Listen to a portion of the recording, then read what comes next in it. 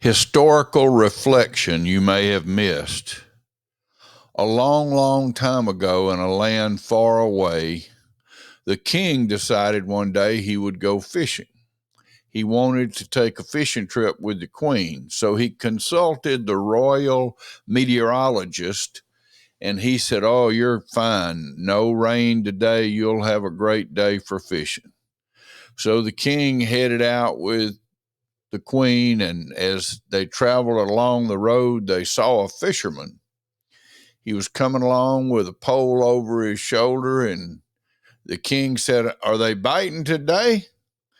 And the young fisherman, after bowing low to the king, said, "No, and you need to turn around and go back because there's a bad storm coming. There's going to be a heavy rain hit in about 15 minutes. And the king said, "Nonsense." He said, "I consulted the royal meteorologist and he said no rain today."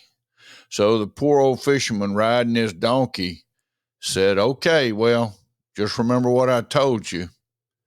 And so he went on his way, and the king and the queen headed on off to their fishing trip.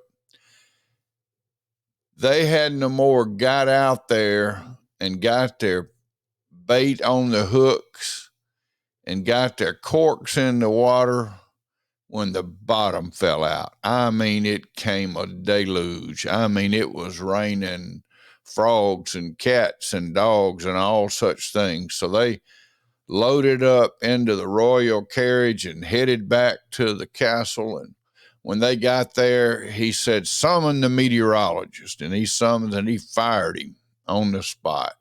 "Get out of here." One of the most important positions in the king's cabinet.